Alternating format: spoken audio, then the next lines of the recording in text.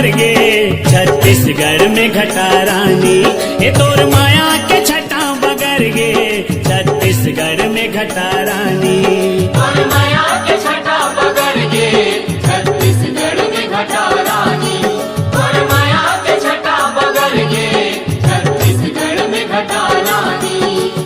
अमृत जैसे झरना बहावे पापी मन के पाप धोआवे, अमृत जैसे झरना बहावे पापी मन के पाप धोआवे।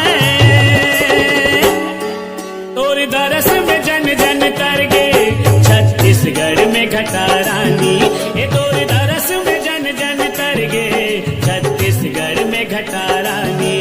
तोर माया के छटा बगर गे छत्तीसगढ़ में घटा रानी, तोर माया के छटा बगर गे छत्तीसगढ़ में घटा रानी।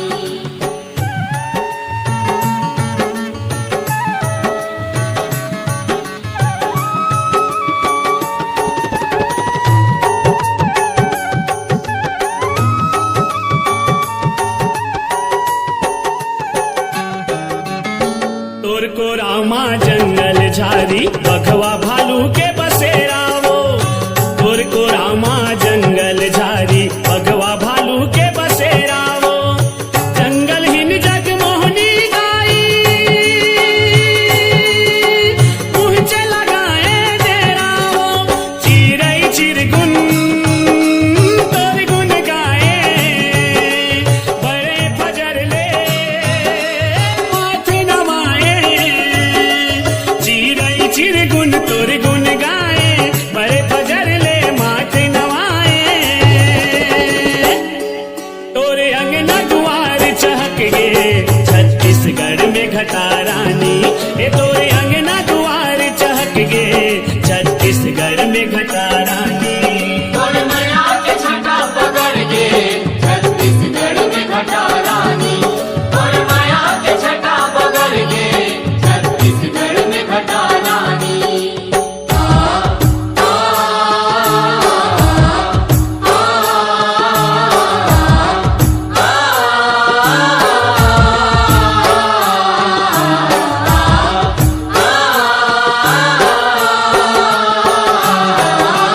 चंदा सूरज तोर नैना बने है माथे के टिकली चंदैनी वो, चंदा सूरज तोर नैना बने है माथे के टिकली चंदैनी वो।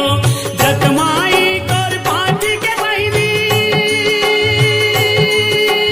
अजब हवाए तोर कहनी वो, जल देवती हा चरण पखारे पंडा बाबा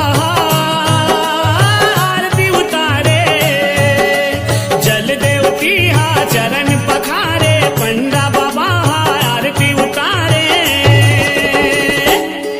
तोर भुवन में ज्योति बर गे छत्तीसगढ़ में घटा रानी, तोर भुवन में ज्योति बर गे छत्तीसगढ़ में घटा रानी।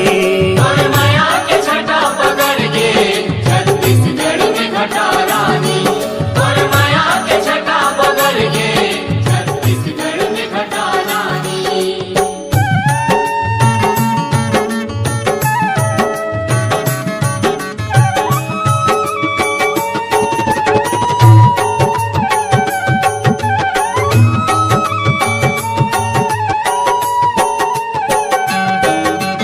चैत कुंवार में मेला भरा थे 9 दिन ले तोरे अंगना वो, चैत कुंवार में मेला भरा थे 9 दिन ले तोरे अंगना वो।